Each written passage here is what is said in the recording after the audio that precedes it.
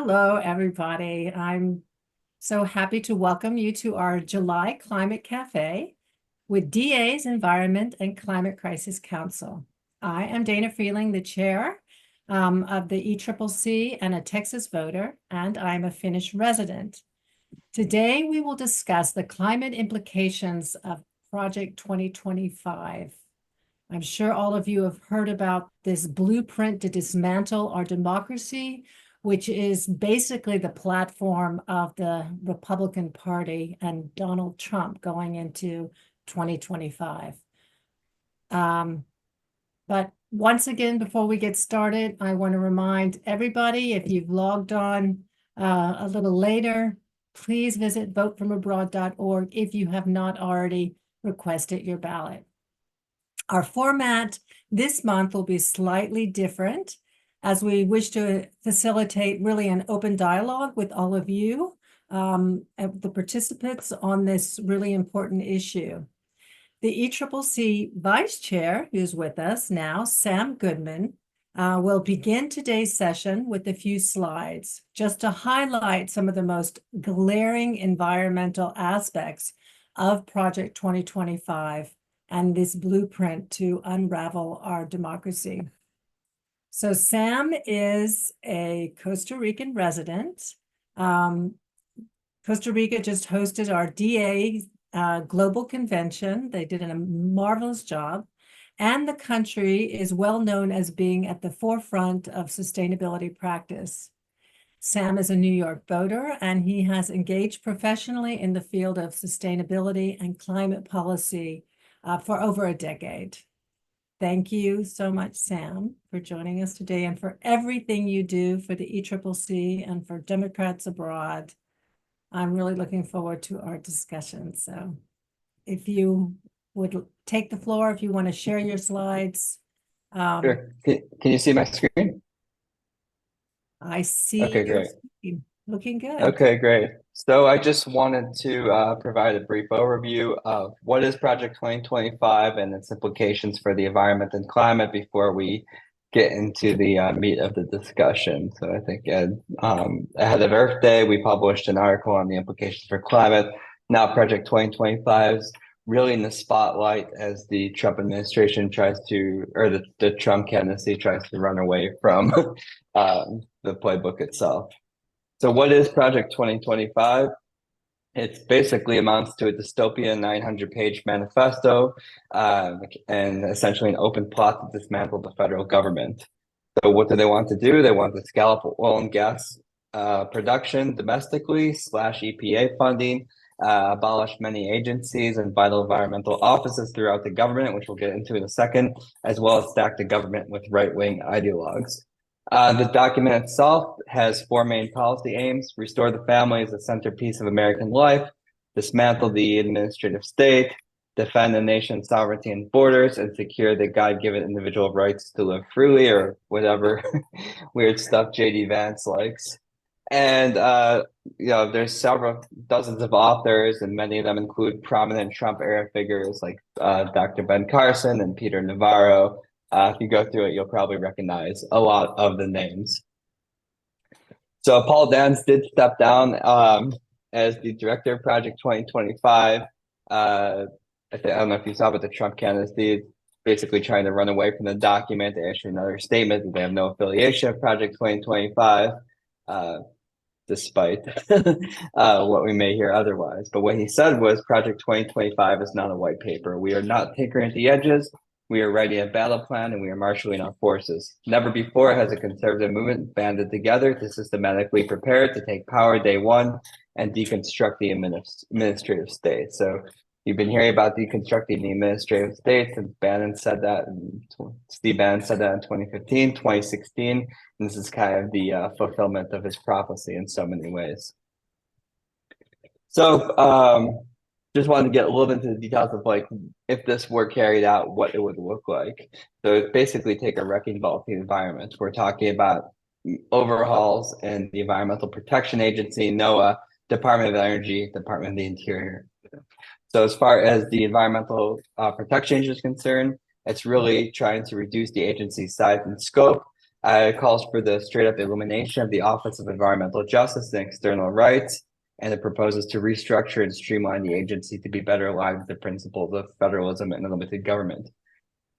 With NOAA, it's really attacking it as one of the principal main drivers of the climate change industry. One of the most alarming things is looking at privatizing weather reports. So the National Weather Service would be essentially commercialized if this plan were to be carried out in full. For the Department of Energy, really looking to cut many offices. There are plenty of leading role in the green transition, which is one of Biden's most important legacies. This includes the Office of Fossil Energy and Carbon Management, Office of Energy Efficiency and Renewable Energy, the Grid Deployment Office, and the Clean Energy Corps. My old department, Department of Interior, this is really looking to scaling up offshore and natural gas leases to the maximum extent possible. If you look at the waters, 4 annual lease sales carried out on the ground, just really trying to ramp up oil and gas production. Even though right now oil and gas production is at its highest ever under our current president. So this is looking at taking it to another level and turning it to further making it a powerhouse. And it's also calling to rescind Biden-era rules and reforms on the Bureau of Land Management Waste Protection, the Endangered Species Act, the Migratory Bird Treaty, and NEPA, which is the National Environmental Policy Act, which is pretty core. If you've ever worked in any type of regulation, pretty core to everything the government does. So not great. It's also looking at dismantling several key elements of Biden administration's legislation. They want to dismantle the Inflation Reduction Act as well as the bipartisan transportation bill. So the Inflation Reduction Act is sort of Biden's centerpiece climate legislation. It's the most ambitious climate legislation ever passed by the U.S. government, looking to enhance or create more than 20 tax incentives for clean energy and manufacturing. Earlier, the first year of the Biden administration, I believe on Earth Day, they issued a new nationally determined contribution to the Paris Agreement, calling for, I believe, 50 to 52% cuts in greenhouse gas emissions from 2005 levels. And so the Inflation Reduction Act itself, according to the Department of Energy estimates, would take this to about 40% cuts from 2005 levels, to get us mostly to where we intend to be. Can you slow down just a little bit? Sure, sorry. So it takes us mostly where we need to be in terms of making these cuts. Ideally, if the Inflation Reduction Act were to continue and not be repealed by potential Trump-Vance administration, we were looking at mostly meeting the targets that set out for the 2030 goals. Does that make sense? And finally, so we all know that in 2017, Trump announced his intention to pull out of the Paris Agreement. This was fulfilled the final year of his administration. Now we're looking at not just exiting the Paris Agreement, but possibly the United Nations Framework on Climate Change altogether. So just to quote Alden Meyer, who's with E3G, who's kind of a pillar in U.S. international climate policy, pulling out of Paris has already been enough because that's the signature agreement under the Framework Convention. But pulling out of the Framework Convention would be a higher level of insult because it would mean that we don't take the whole topic of climate change. Don't think the whole topic of climate change is serious, and we don't need to be part of any multilateral process to address it. So that's just a brief overview of what's at stake in terms of the environment. Project 2025, not great. I'll turn it over to Dana. So thank you so much. That was a lot to take in. It touches on so many different areas of the government. And you know, I'd like to engage in a conversation, but I have a question for you. Now with this new ruling that came down from the Supreme Court on Chevron, which is already taking away some of the powers from the federal agencies to impose restrictions, you know, regulate our water, our air, etc., to keep us in a healthy environment, that that they're relegating that responsibility to the states to make their individual judgments, that some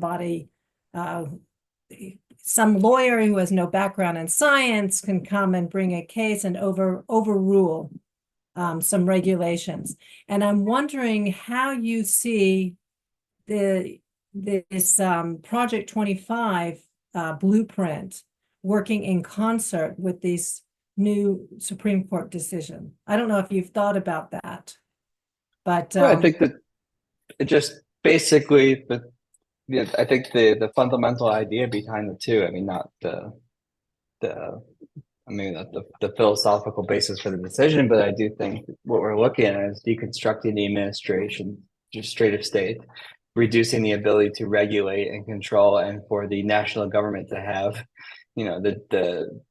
the tools needed to build a clean and healthy environment and to meet the goals set forth in the Paris Agreement. I mean, we said that we would reduce emissions by 52%. I know the Chevron is more about just entire overarching decision, but I think both are looking at reducing the ability to regulate properly and to govern efficiently. And I think it's I read more about Project 2025 than I do. I've only read the baseline for what the Chevron decision. And I think a lot of it will be, we're already seeing some effects of it, but I think a lot of it. okay. But I think a lot of it is coming down the road, and it's a little difficult to predict. But I don't think there's anything good that's going to come out of either of them. No, and they'll reinforce each other is what I'm afraid of. I would love for us to engage in not just questions, but a discussion. It can be a little difficult with a lot of people. So in DA tradition, if you could type * hand up, and we could make a queue to speak, that would be really helpful. I see Naomi, very quick to get her hand up. Okay, thanks. I think we are already seeing elements of Project 2025 inserted as riders in upcoming environmental legislation. So this is being discussed by a number of environmental groups, things that are legislation that's currently being discussed in both the Senate and the House, and there's already parts and pieces of that the dystopian piece of garbage being presented. And so this speaks not only to the importance of electing Harris, but in changing the whole dynamic of Congress so that MAGA has a much smaller presence and much less power to inflict its malevolence on all aspects of government, not just environment. So that's my 2 cents for the moment. Yes, I think that we've been hearing a lot about the document as a whole, and it will transform society, basically our democracy. I hear people talking, Republicans now on social media, saying we're not a democracy, we're a republic. So even the disinformation and misinformation and brainwashing is shifting, a segment of the population's position towards what we stand for as a nation, and that is just terrifying. But with reproductive rights, with voting rights, with things that have already started degrading, as we see, because of the work that Social Security, Medicare. all being challenged. Yes. What have you all been hearing about other aspects of Project 2025 and how that will impact future government? Angela? I just want to speak to what you said last about it's a republic, not a democracy. This has been going on for quite some time. Probably, as far as I can tell, close to about 18 years. And yeah, I used to kind of troll right-wingers earlier in the 2000s, and they would do this. That's what they would say all the time. It's kind of shocking about that they've been brainwashed and they've been ready for fascism. I find the fact that people want to get rid of regulations, I think they just don't understand what regulations are and why they exist. Because if they did, I'm pretty sure that they wouldn't want to have adulterated food or dirty water or other, someone just pouring chemicals into the sky around their house or whatever. I just think that people don't realize what regulations. They think it's just something that's an inconvenience. Oh, if I didn't have to do this, if I didn't have to have safety or even things like being able to take a break or to have I think it's Florida because everything bad seems to stem out of Florida Period. or And Texas. I'm really pissed that But I mean, I just really think that people they don't realize, I don't know, last year I decided to read The Jungle by Upton St. Clair, and it could be now, where there were no rules. It's just, I don't know if anybody's read it. It's a story about a family that migrates from Europe, Eastern Europe, and their experiences in the United States, and it literally could be now. So I'll go to the next person in the queue. That's Lisa. I think the next person is Lisa has Yeah. her hand up. Yeah, maybe two steps back. So basically, I always keep thinking of what is it that would be most efficient to do to make people aware of this Project 25. I think in another round, we also discussed this. I was in several webinars just this week. And so basically what one needs are more or less short statements, maybe with sign picture. For instance, like Angela, you were just saying, like abolishing EPA means your water may be privatized, or just sort of short, different bits of information that one can only hope will then circulate in social media. Or I don't know. That's sort of my thinking from my perspective. What one could best do. Yeah, wanted to see what other people think or what, yeah. I think Sam has his, maybe he wanted to comment on that and then he had something he wanted to add. He's next in line. Yeah, I didn't have anything specifically on that comment. Nothing to, I don't know what you mean to add. I was just, the one thing that I glanced over in the presentation, but to me, possibly the biggest thing is being able to remove civil servants and just replace them with Trump loyalists is probably for me the scariest thing.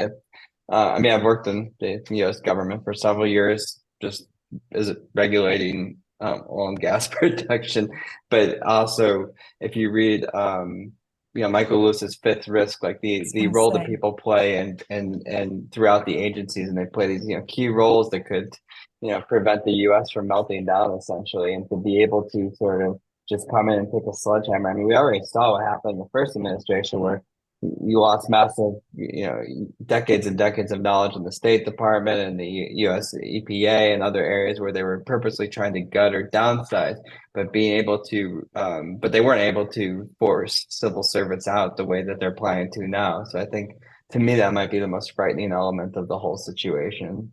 And then there's all the weird family stuff and all this other I don't know what just beyond and the fact that the Trump administration continually he goes on Truth Social maybe once a week and says I don't have anything to do with this. I know how unpopular it is, and they know that recognizing that it is their playbook is could be one of their most ineffective or one of their biggest detriments. So, I guess the good thing about Project 25 is it provides a platform to attack the incoming Republican administration. Yeah, I think it's interesting that they have disassociated themselves with it. But did Hitler really want to associate himself with Mein Kampf? I don't know. Annette, did you have something you wanted to share? Hi, Annette. Where are you calling in from? It's Gabby. It's Oh, Gabby. it's I'm using my Gabby. mother's computer. Yeah. Hi, Yeah. you're in a completely different room. I'm hiding And out it in says New York. Caden and not Layden. Yeah. And I could hardly My see mother you. must.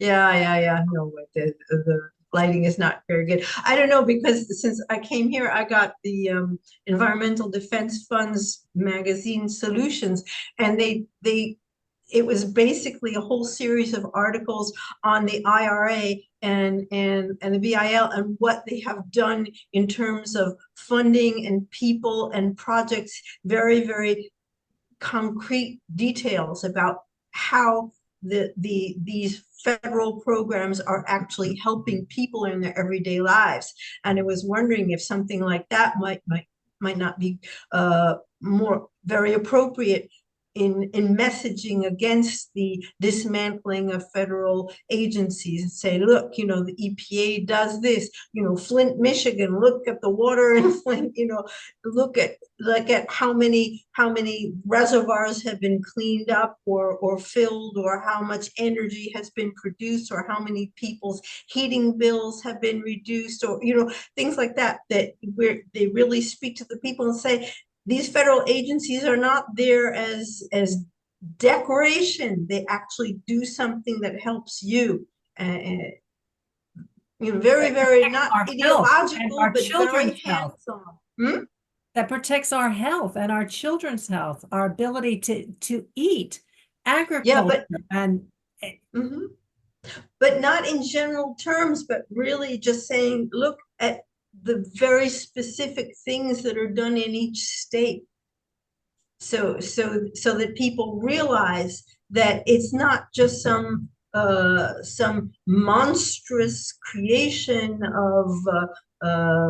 of left-wing Democrats, as they think, but they're actually very, very useful ways of managing our resources in order to better the situation of the people in each city and county and state.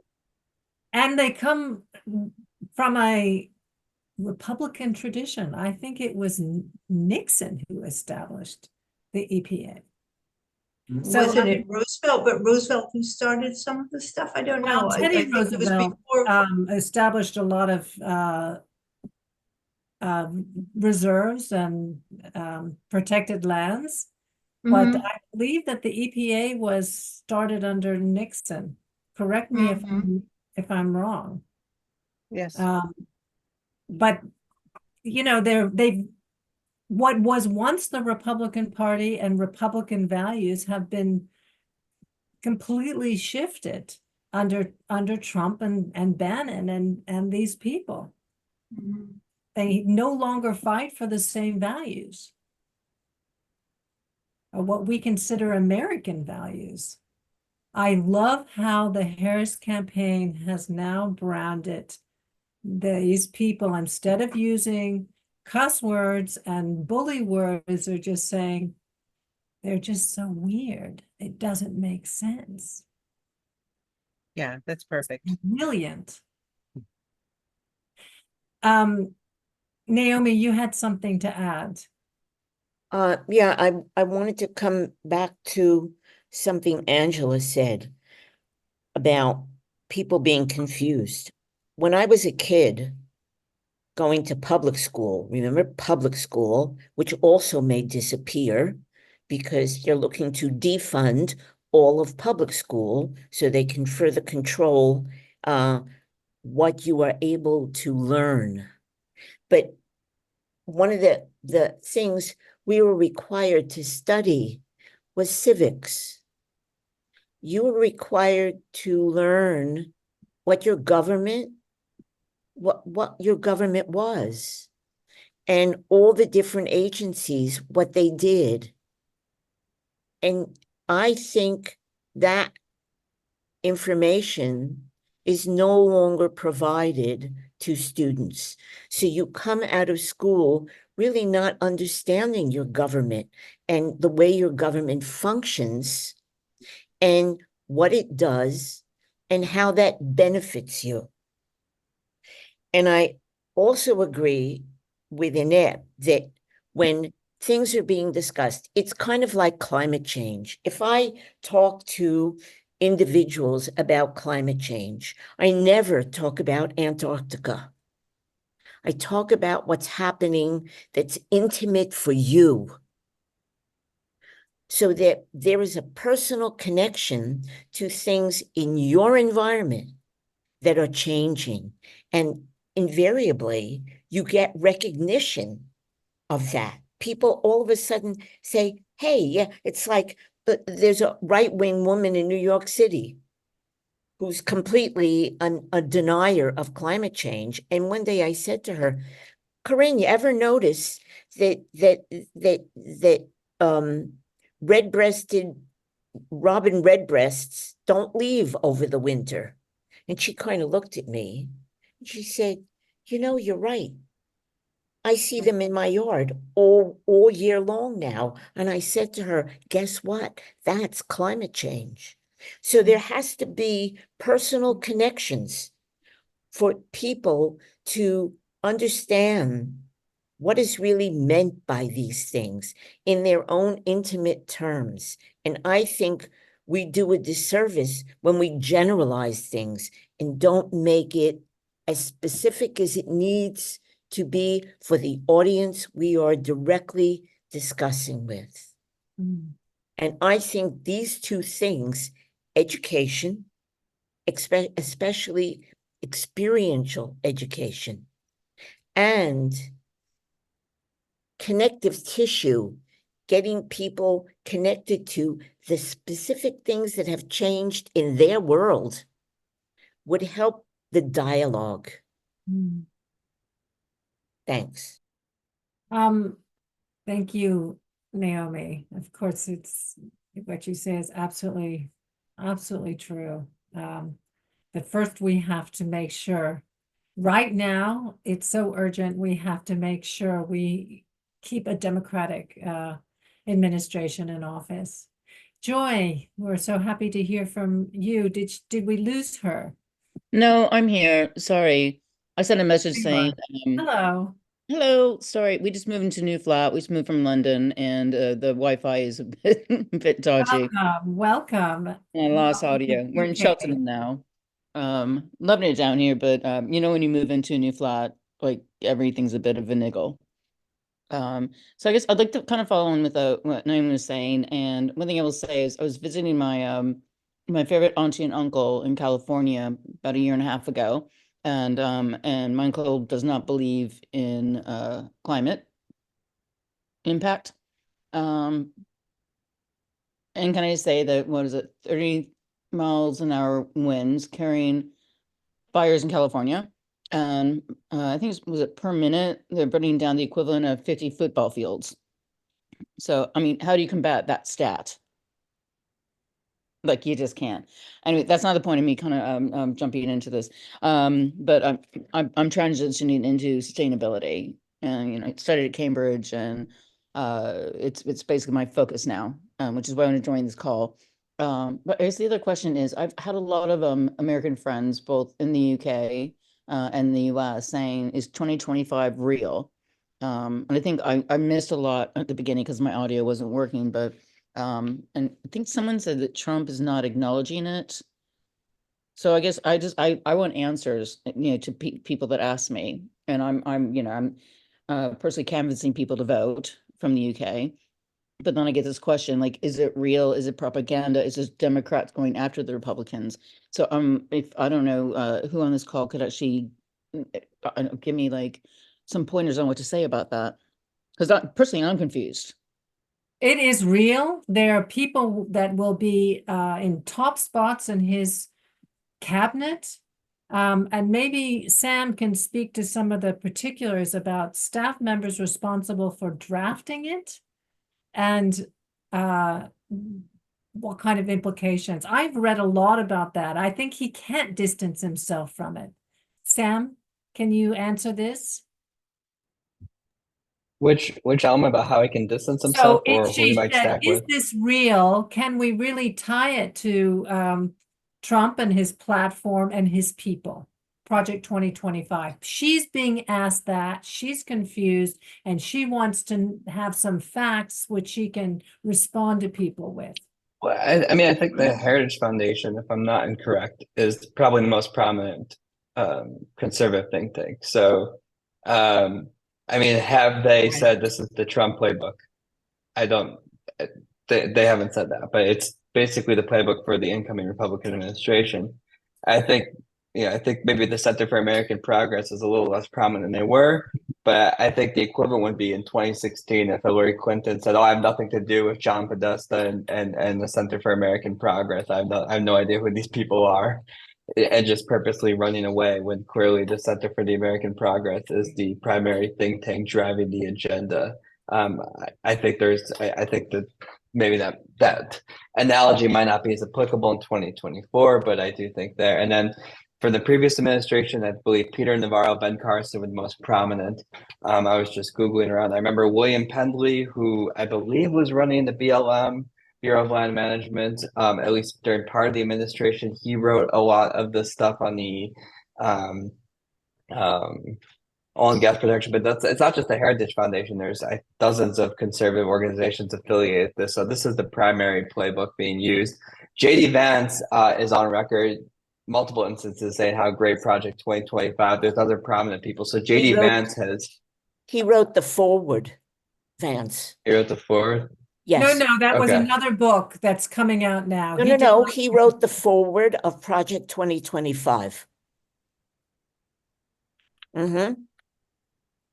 I saw that he wrote the foreword of another book that's coming out, which is linked, but not to Project 2025. What I've seen many times is that he wrote the foreword of 2025. The foreword was written by Kevin Roberts.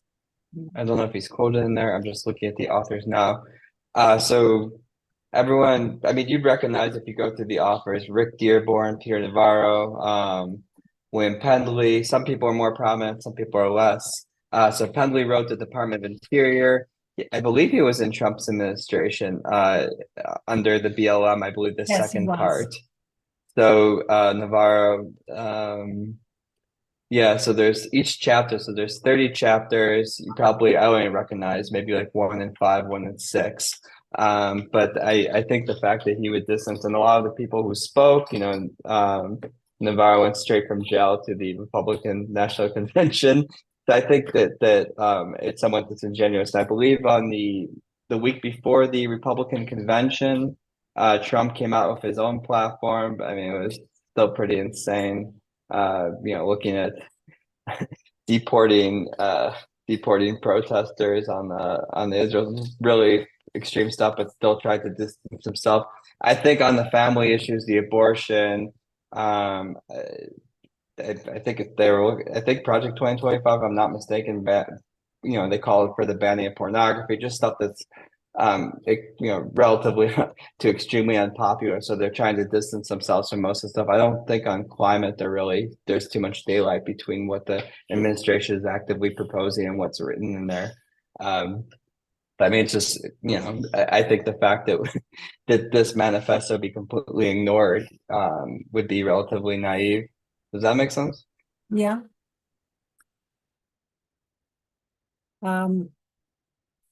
There's half a dozen articles I've been looking online that are tying Project 25 to Trump's advisors and people who have worked in his administration. So I suppose there is some, plausible deniability, but it all connects. So I would suggest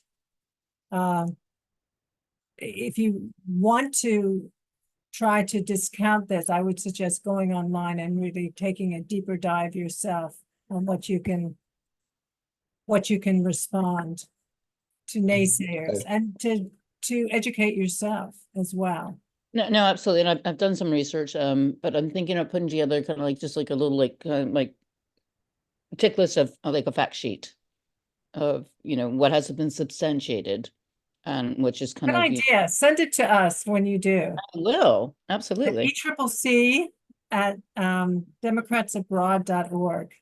I will. Thank you. I think what you could also say is, when President Biden, 1 week what, 2-3 weeks ago, everything's a blur, but 3 weeks ago he says Google Project 2025, and then 3 weeks later, the Project 2025 director steps down. The Trump campaign issues multiple official statements, saying they have no affiliation with what this entails. And I don't know. I don't think it's worth taking Trump at face value for whatever reason that is.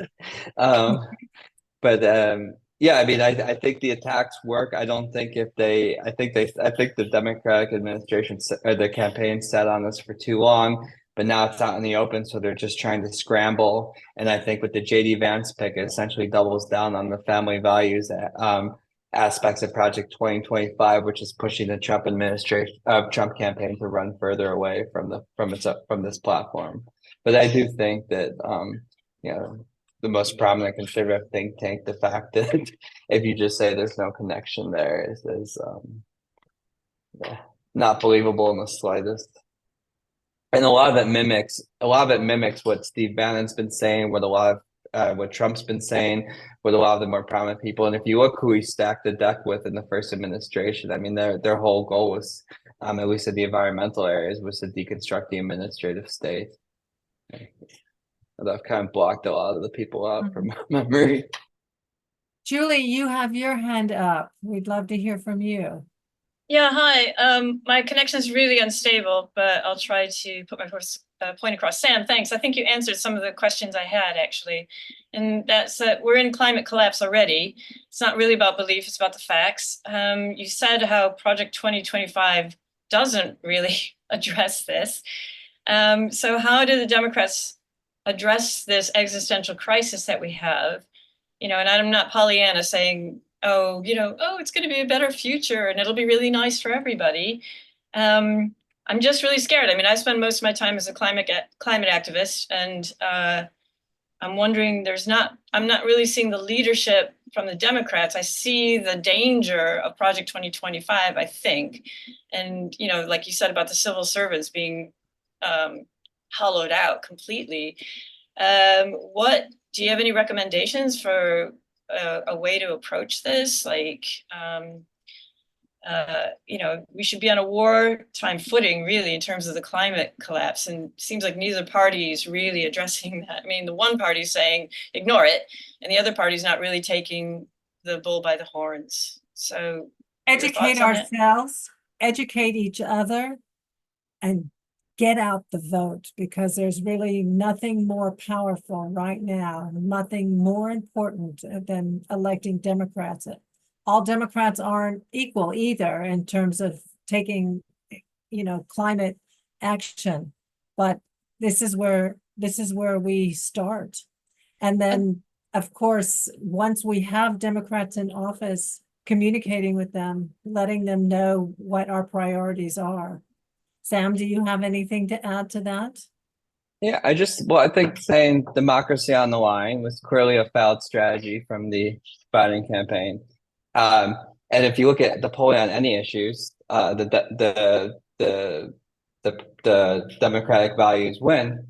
So I think running an issue-based campaign and talking more about the issues. So now that we're transitioning candidates, I think moving from democracies on the line to having someone that can actually carry a message and can effectively campaign on us. I haven't heard Kamal speak too much on climate, but I do think, you know, once the initial wave of excitement starts to die down, then turn to the issues, because on every single issue, I was looking at polling the other day. I mean, they on any single progressive issue, Democrats outpoll Republicans better than the candidates are. So what does that mean? That means that people want to hear about the message and they want an issue-based campaign, and they don't want to deal with the status quo. When you say democracy is on the line, that just means vote for the status quo. They want to vote for something. So if you can explain certain things, and I think what I tell people, a lot of people who are, you know, maybe not super thrilled with the current administration, what Biden, just by reversing Trump's policies, already reduced, because Trump's policies would have added another 30% greenhouse gas emissions. So the Inflation Reduction Act looks to cut 40% from 2000 levels by 2030. Trump would have added another 30% under his previous policies, and this time he's looking to gut the administrative state further with the Supreme Court that's extremely hostile to environmental policy. So maybe even 30% is not the great. Don't quote me on the 30%, but I'm pretty sure I'm right about that. So I would say that, you know, you're looking at, 70% difference in terms of emissions. And I think that once you explain that to people and explain that this is good economically, it's good for on basically every single metric. I think that, running and saying we're not Donald Trump, we're not JD Vance is good, but it's not good enough. We have to run on what the issues are, Run run on on the effective issues. policies. Have a And I think that's platform.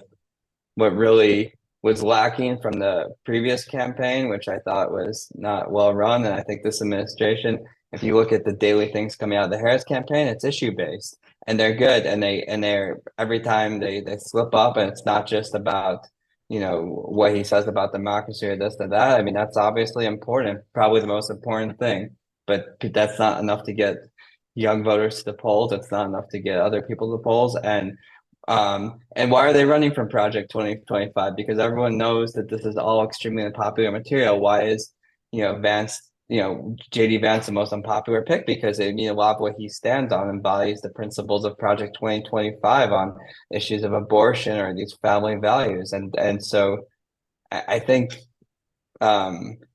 the most effective thing I've seen so far is when they've attacked Project 2025 and the Trump team is running scared. I mean, when have you ever seen Trump backtrack so hard on anything ever?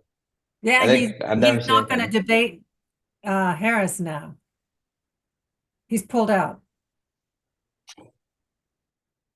Scaredy cat. Lisa, you put an interesting link in the chat and have your hand up. Could you tell us more about Agenda 47? Yeah, also actually a friend of mine, he sent me from some Reddit comparison of what Trump wants and on several parameters and what Project 2025 is. And then I saw on the top, it was this Agenda 47, which apparently is something that Trump has really issued. And there are great similarities to 2025, so that I just looked that up now through speaking now. So that yeah, is maybe something that one should also occupy oneself more directly with, because he says, okay, he's not the same as Project 2025. That's maybe then true. But what he then has in this Agenda 27, which apparently is current and what he stands for, as far as I've caught online now, at least regarding their environment, it's yeah, very similar. Thanks for the link. I couldn't read it in detail, but I saw what it was about. I haven't heard about it. This was illuminating. And I think that Basically, in taking short, well, it's a whole lot of things, but regarding the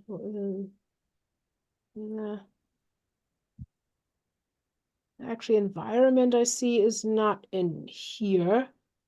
federal workforce, executive power, immigration, education, deregulation, dismantling environmental, no, rolling back regulations on business and reducing environmental protections. That's what he says, what the Agenda 47 says. Can you So, imagine yeah. reducing environmental protections? They want to cut back on environmental protections, money over our health, our planet, and our safety. It's mind-boggling.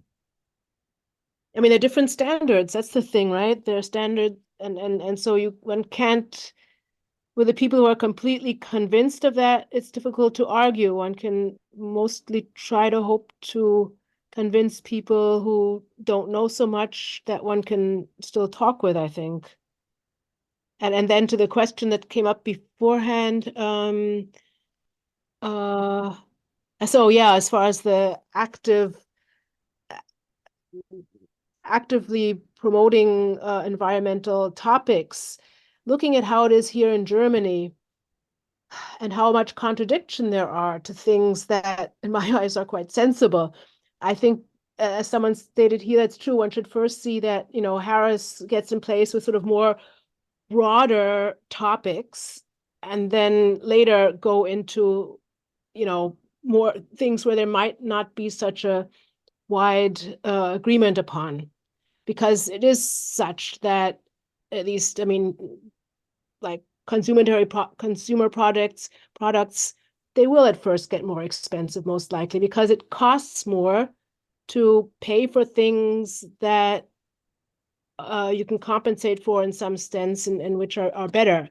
So until the whole system gets transformed, one can't necessarily argue that it will be cheaper for those people who don't have much money to begin with, unless, so I find one has to be careful. Sort of like Bill Clinton, he also didn't say a lot, and then he implemented a lot of positive things. But but when he was running, then he didn't say all. And I think one has to be a bit careful of what one promotes. Naomi, you have your hand up. Wanted to comment on this. Yeah, in terms of now and what Harris can do. So clearly the youth vote is extremely important. And the Biden administration has really put up a challenge to that vote because of what FERC has done, as well as other issues I won't get into. But if we're talking about environment, the fact that we have literally adopted Sarah Palin's drill, baby, drill. And Harris, if she wants that youth vote, needs to somehow indicate that there will be different marching orders, that every square inch of public land will not be up for drilling. Our oceans will not see deep sea mining, et cetera, et cetera, et cetera, because the youth know what all of these things translate into, and it directly affects their ability to have quality of life going forward. And so that vote is really critical, and she really needs to harness that vote, especially from an environmental perspective. And if she can do it from an environmental perspective, she can avoid the pitfalls of the other issues that are out there, at least by capturing one thing, the way the youth feel. Thanks. So you think that she needs to set herself apart from the accomplishments of the Biden-Harris administration, that she needs to set a different agenda and say, we did this, but I will take it further, and I will stop this, and I will stop this, or I will do this. Correct. For example, in the IRA, Mhm.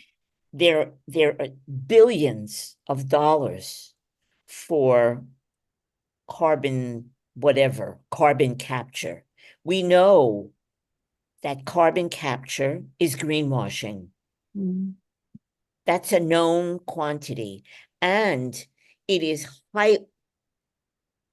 believe me, it is greenwashing. No, And well, it is it's not working now, but that doesn't mean it's that they're energy intensive. It is just another way to perpetuate fossil fuels.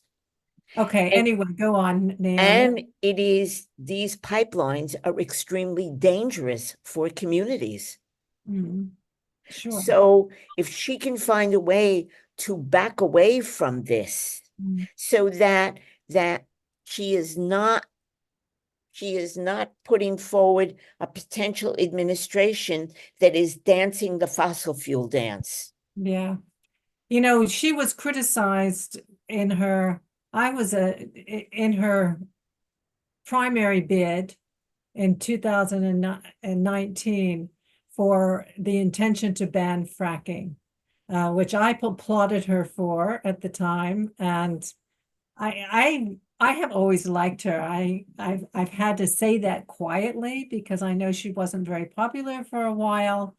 And I am a little bit disappointed that she's released a statement, and I suppose this is politics, that she will not. Now she says she won't ban fracking, which Sam just included in a link in our chat. But I suppose she needs to win Pennsylvania. She needs to win. She needs to win. I know, Um, but think about Pennsylvania. Think about the fracking experience in Pennsylvania. I know, when it's just when appalling. people turn on their water faucet I and they can light a understand. fire to it. Naomi, I am not for fracking. Right. But I don't shoot what the if messenger. I'm just saying that this is what if what Pennsylvania does one lose by being against fracking? For example, New York State has defended the anti-fracking position over and over and over again. So what about the Pennsylvania population and the experience of people who live in what she proximity? says she's going to do in her campaign to appease certain demographic and what she does in her administration may actually be two different things. Sam, what are your thoughts? Well, I think I haven't seen her make in terms of like what she's proposing any sort of administration. I've seen her propose certain personnel shifts, particularly on foreign policy, and I've seen her propose shifts in tone, or make tone shifts. But in terms of like actual daylight positions from the Biden administration, I've not seen her make anything. So I think her coming out and saying she's in favor of fracking yesterday is pretty much consistent with how she's planning to run the campaign. And then I think also if you listen to a lot of Trump's initial waves of attacks, one of the things is they're going after her 2020 campaign when she was, even in favor of overriding the filibuster to push through a Green New Deal. So I guess it's disappointing to see that she's running away. And then I think maybe the difference between what you're saying in New York and Pennsylvania was New York, they never gave into the pressure, and then Pennsylvania is just so hollowed out from the natural gas industry. And I think unfortunately it seems to poll well overall, despite all the dangers, not like just the local and existential climate risks. It's unfortunate, but I'm not quite sure if because the Democrats seem to be able to maintain Pennsylvania relatively well with, Shapiro, Casey. But I don't know. I guess I'm a little concerned, and Fetterman as well, running on fracking. But I'm just kind of concerned as to how do you mount a in a successful campaign in some of the battleground states, and then also maintain you know, a lot of the principles you embrace in 2020. Yeah, and I guess it's also what do you say in a campaign to get elected, and what do you actually do? And I I can't guess. imagine that she wouldn't want to build on the IRA and the extraordinary, I mean, yes, they are producing more fossil fuel energy than any time in history, but the aim is to reduce it. I And think I one other can't, thing is, oh, go sorry. ahead. I was just gonna say when in terms of maybe the one part of the Pennsylvania strategy, I haven't looked too far into the whole strategy, but almost all the public land is out west. So 20% of the land in the country is publicly owned. And so when they release the oil and gas sales on the eastern states, so you have 70% of Nevada, but the eastern, like everything east of the Mississippi, it's just pockets of land, and a lot of it is just random pockets here and there. Pennsylvania has very little federal land, so maybe by taking these positions to appeal to the Pennsylvania vote for the national ban on fracking, I mean, I think the most important thing is what she intends to do on public land. So when Biden ran, he said no more drilling on public, no new permits on public lands, which didn't really stand the test of time. And there were so many applications, permits to drill by the time Biden took over, that there's basically more drilling than there was previously. So I think with the Pennsylvania, it's also important to remember where the federal lands are and what jurisdiction Harris may have over there. Because I'm not even sure personally how a national ban on fracking would work, and if that would even be feasible. So it might be strategically put there for that particular reason. I mean, they are fracking on federal lands, but those lands are typically west of the Mississippi. So I'm not sure what the rationale is behind her position.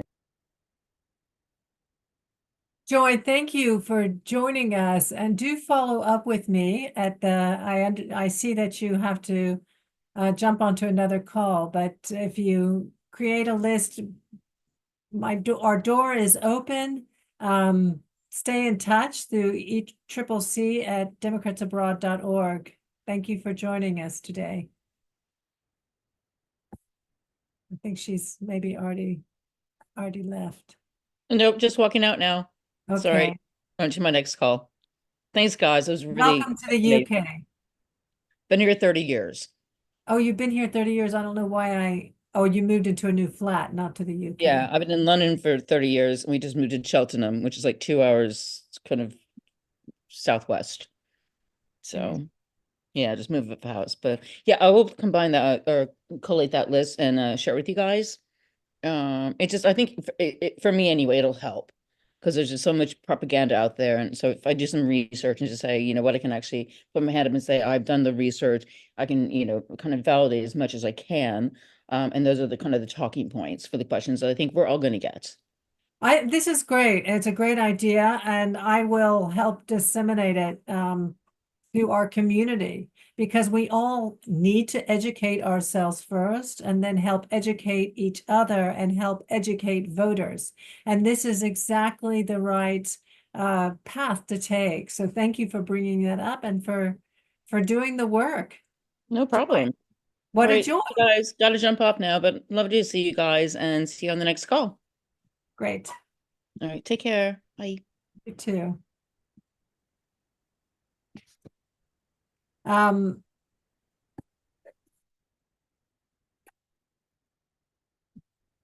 Biden administration has been far from perfect, but it has made some steps. It has made some big steps compared to other administrations, and we have to acknowledge that and work on these successes. I was saying for months, we can win on climate. We can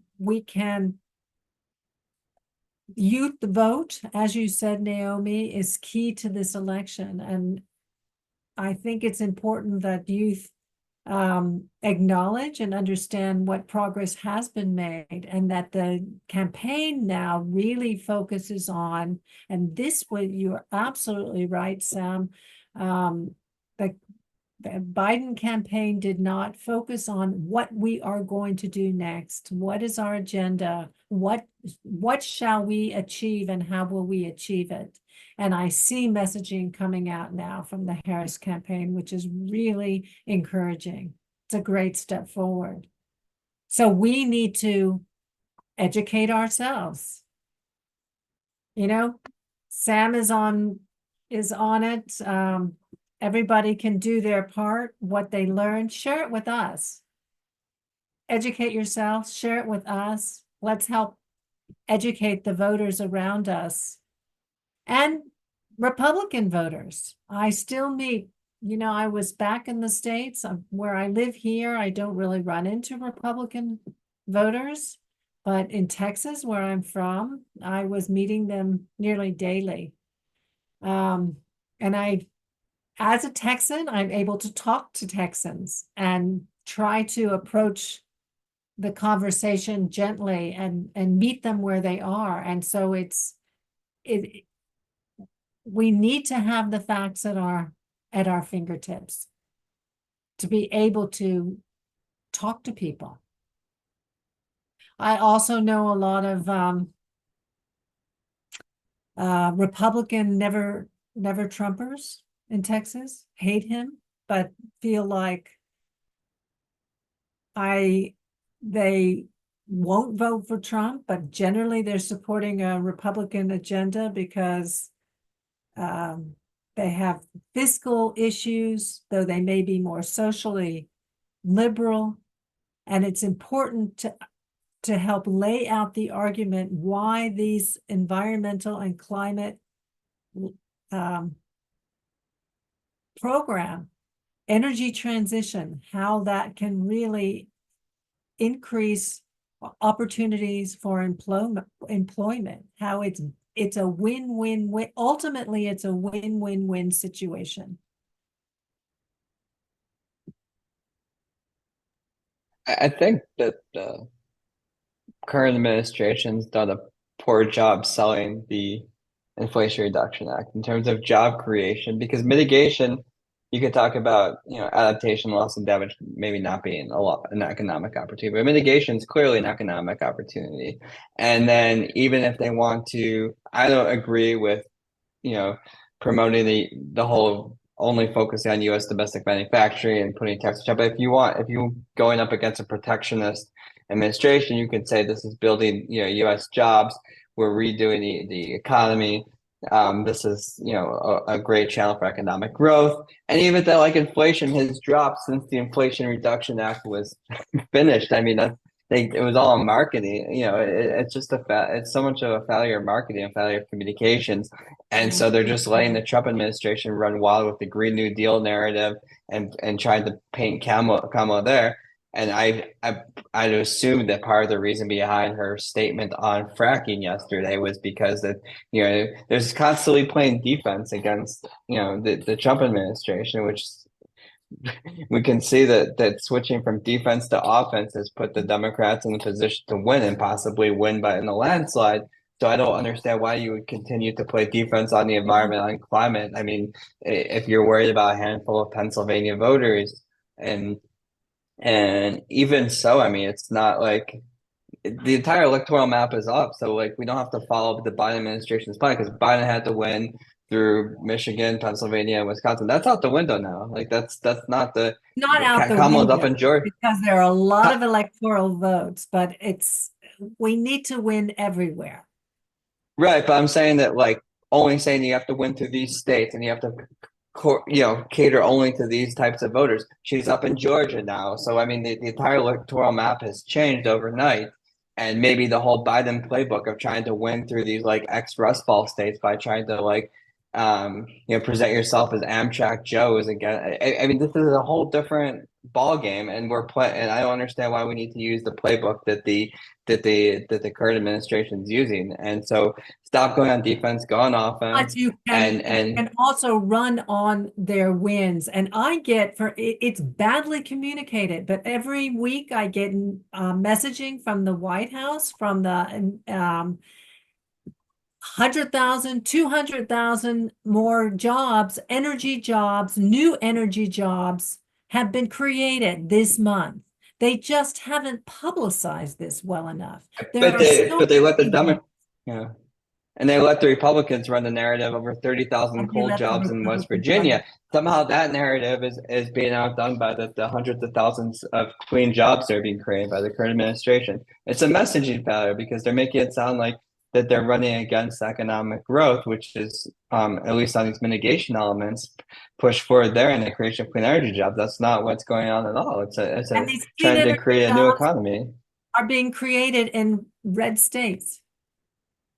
And I think that the I think what's coming out of Harris so far, whoever her comps team is a million times better than whoever Biden was using. It's night and day, and the messaging is on point. And so hopefully that will channel, and maybe that's like, some of the climate organizations like the Sunrise Movement that have withheld an endorsement from her. Maybe that's what they're trying to get and trying to push for that. And hopefully that's what we see.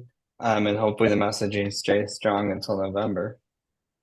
Well, they also withheld an endorsement of Biden, but it wasn't about climate that they were withholding the endorsement of Biden. Right, but I mean, Harris has a much Let's see if they stronger, do I for mean, Harris. yeah, I think this is a much stronger candidate, so, which, I mean, I've always thought What are you that. all, the rest of the callers on the call are women, but I don't know how you felt about our current president and how you feel about Kamala Harris, but would anybody like to share their thoughts on the changing candidacy? Is that Kathy Rothschild in the background of your house? Yeah, her internet's up. Hi, Kathy. They're saying hi, Kathy. Democrats abroad, they're saying hi.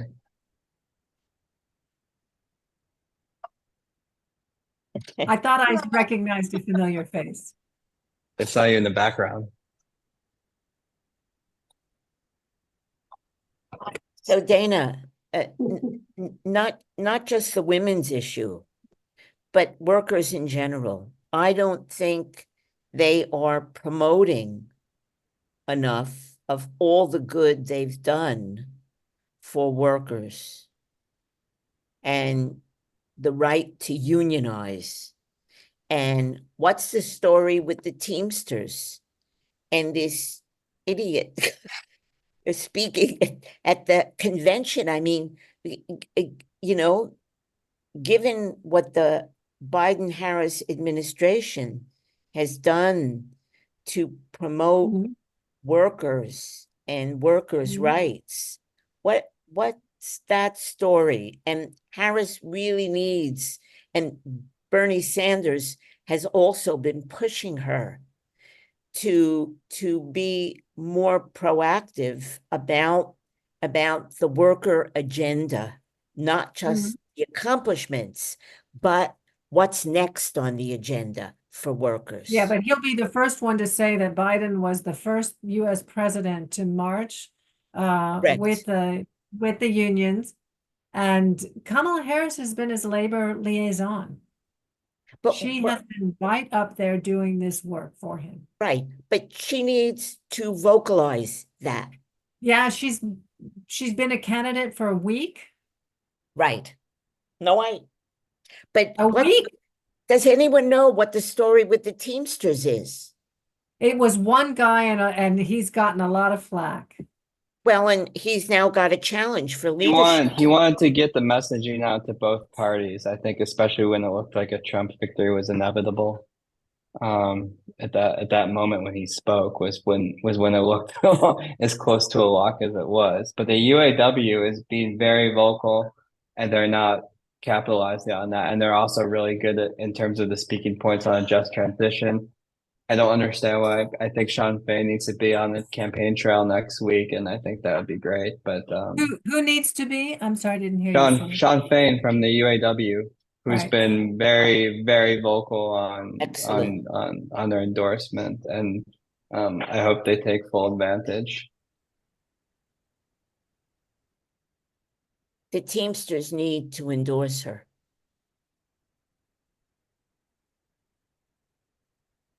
I don't know what's going to happen, but you know, we are in the Democratic Party a big tent. And it's very, most of us in DA are progressive. But there are people across the United States who are more moderate, and she needs to tread with this campaign carefully, that she's able to represent and speak to all the needs and demo and profiles across the United States to get elected.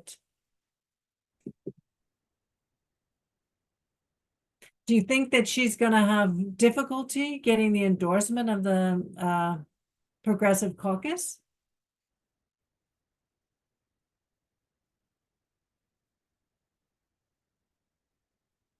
I think I'm asking Sam, maybe. AOC has come out for her. Bernie has not yet. Bernie hasn't yet, but I think Cori Bush, a number of people in the squad have come out to endorse her. Bernie said he will. He just wants to get her to agree to a few policy proposals. So he's Right. just Which he did with Biden in 2020. He did a great job. yeah. No, he's not being a detractor. He's just trying to He's just leverage his Bernie. yeah. Yeah, he's been fine. Like he's been saying, he says, I will, just I'm working on a few things, so nothing to worry about. But it is equally important that she has the support of more moderate Democrats, and that she's able to appeal to a wider demographic. It's not an easy task. And the Democratic Party, in my opinion, has been fractured over the last year, especially, but it's been coming, and she needs to tread lightly and carefully as she ramps up her campaign. Seems like she has excellent advisors. And And of perhaps who course, she chooses as her vice presidential running mate could be meaningful. and of course, what needs to never be forgotten is what the alternative is.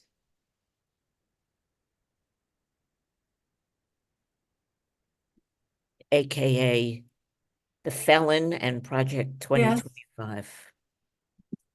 Did she mention climate in her speech yesterday? I watched most of it, but I didn't hear her mention. I didn't see it. It was really good. Angela It was Angela saw it, electric. but I Really, haven't seen really, it yet. She just sent it to me. really good.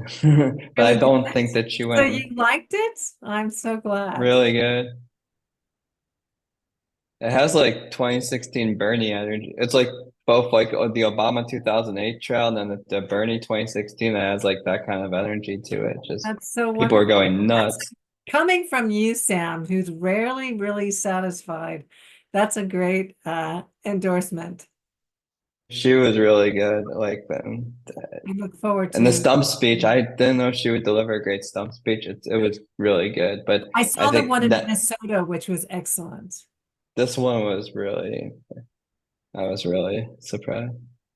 She had me at the first primary debate in 2019. I told you that. You know that. I bought the Kamala doll. I made bets with everybody.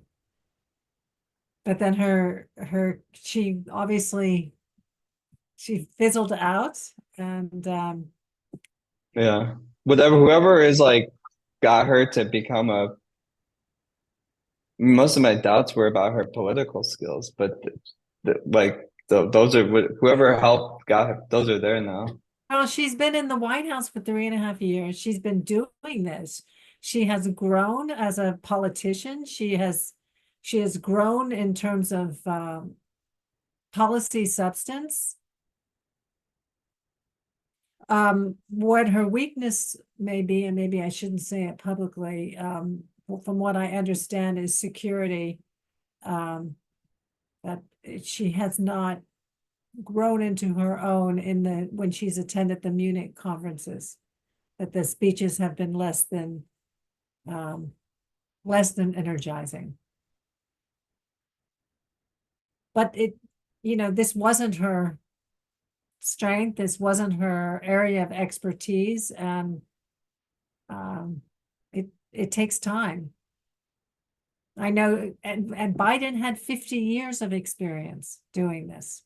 I know you don't appreciate, he's not a great public speaker, but he has a lot of experience.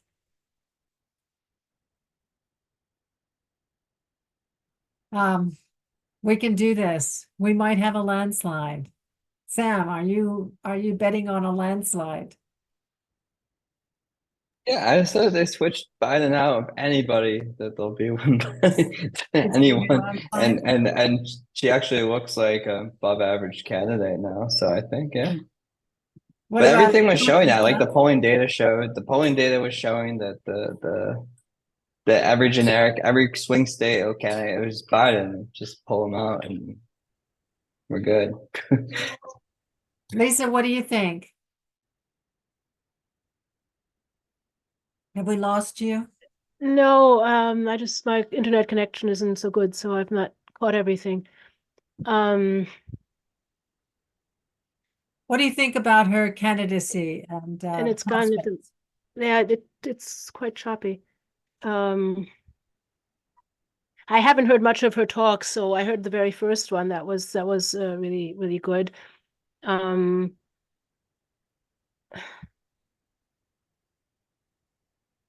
I don't know. I mean, one of the questions was also, who are the people who are for Project 2025? There are, I believe, a large portion of these, I don't know if the terminology is correct, but of these like hardcore Christian people who are more or less interested in or feel that the present day is the only thing that is important, that the destiny that'll happen, it'll be taken care of. One doesn't have to take precautions, like environmental precautions, for instance. And a lot of people who are dissatisfied with the situation nowadays. I mean, generally, the world, which is very nice, the way Kamala then also put it, is that we don't want to go back, we want to go forward. But there are a lot of people who, thinking back 30 years or maybe 40 years ago, how nice it was then. The world has, however, changed. One can't go back. But to what extent people really know that, or, just have this feeling, and do they trust Kamala that it is going to get better? Or so I don't know. I find a lot of convincing, a lot more, yeah, advertising or however you call it needs to go on. Yeah. Less than 100 days. Campaign's been going on for 9 days, but we have less than 100 days to go. So it's all hands on deck. Not just educating ourselves, educating each other, getting the message out, but getting every single person and their families to make sure they're registered and voting. What more can we do at this point? Do you have any last words for us, Sam? No, just I guess just interested when they moved from the sort of the stump speech and the excitement. I'm just really hoping that the Yeah, the fracking statement came out yesterday was the exception to the rule and not the What does your mother say? uh, Is she excited? yeah, She is, so she's gonna vote for her? No more probably, JFK, RFK? probably. Probably. Glad Yeah, to. I think so. Yeah, Well, we're excited. about at the top of the hour. Does anybody have any last thoughts they'd like to share? No? I thank you all for joining us for our July Climate Cafe. I learned something. I hope you did too. And we look forward to seeing you again in the future. Thank you so much, Sam, for your presentation. And let's all continue to learn more about what the Republicans have in store for us and the facts surrounding it. So good night or good day wherever you are. Bye-bye.